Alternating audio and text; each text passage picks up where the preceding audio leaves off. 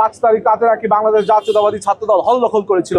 কিন্তু দুঃখের বিষয় 5ই আগস্ট যখন সবাই হাসিনা পালিয়ে যাওয়ার পরে সকলে বিভিন্ন আনন্দ উচ্ছ্বাস করছে, কেউ বা স্বজন হারানোর বেদনায় আল্লাহ রাব্বুল আলামিনের কাছে শুকরানা আদায় করছে, তারা কোনো কিছুকে না দেখে তারা কিন্তু ওই দিন দুপুরবেলা থেকেই তারা সুদূর পরিকল্পনার অংশ হিসেবে এই ঢাকা বিশ্ববিদ্যালয়ের প্রত্যেকটা হলে অবস্থান নিয়ে ইসলামী ছাত্র শিবির কিন্তু হলগুলোকে দখল করেছিল।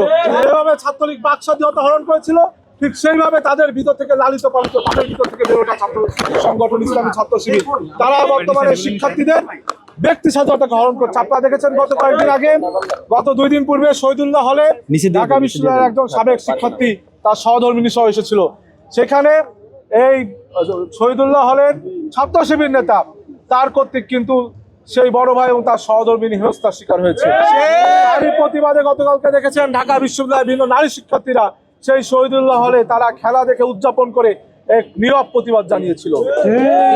আমরা বলতে চাই, আজকে আমরা এখানে বসে যখন আপনারা ইতোমধ্যে দেখেছেন যে বাংলাদেশ সরকারের মাননীয় প্রধানমন্ত্রী জননেতা তারেক রহমান মালয়েশিয়া এবং চীনের যে সফর, সেই সফরের সফলতা নিয়ে আজকে আমরা আলোচনা করব।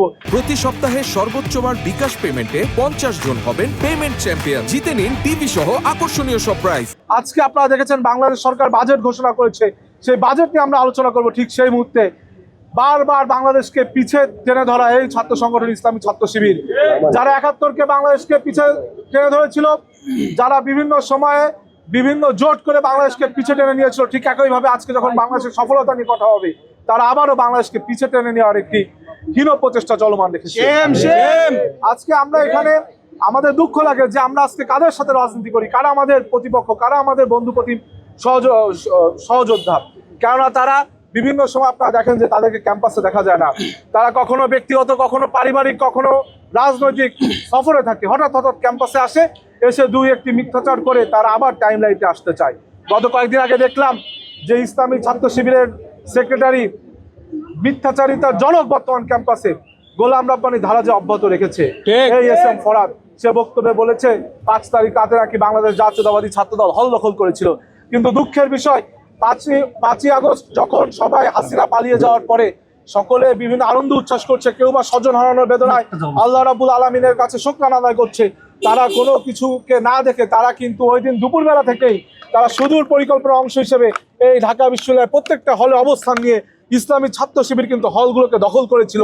তার প্রেক্ষাপটে আমি আমার ব্যক্তিগতভাবে বলতে পারি, আমি সহ আমার বিভিন্ন বন্ধু বান্ধব যারা বৈধ আইডি কার্ড ছিল, তারা পরবর্তী দিন যখন ক্যাম্পাসে হলে উঠতে যাই, তারা বলেছে যে আমরা সাধারণ শিক্ষার্থী, আপনারা এখন হলে উঠতে পারবেন না। আমরা বলেছি আমরা তো বৈধ শিক্ষার্থী, আইডি কার্ড আছে, কেন পারবো না?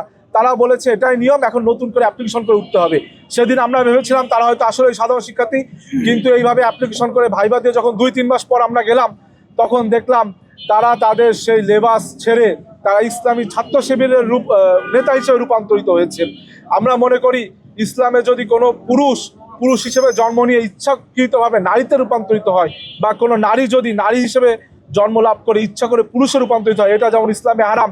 আমরা একইভাবে মনে করি যারা কখনো নিজেদেরকে সাধারণ শিক্ষার্থী, যারা কখনো বিভিন্ন সংগঠনের সভাপতি, সাধারণ সম্পাদক বলে, আবার কিছুদিন পর রূপান্তরিত করে ইসলামী ছাত্র শিবিরের নেতা বনে যায়, এটাও হয়তো বা ইসলামে যদি তৎকালীন সময় থাকতো এটাও হারাম বলে পরিগণিত।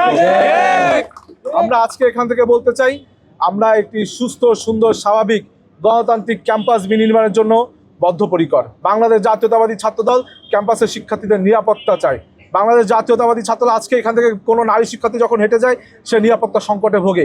কেননা এই ইসলামী ছাত্র শিবিরের নেতৃবৃন্দ আজকে কোনো শিক্ষার্থী যদি তার বন্ধু বা বান্ধবীর সাথে হেঁটে যায়, তারা দূর থেকে ছবি তুলে এটি নিয়ে ঢাকা বিশ্ববিদ্যালয়ের বিভিন্ন প্ল্যাটফর্মে তারা আজে বাজে আলোচনা করে।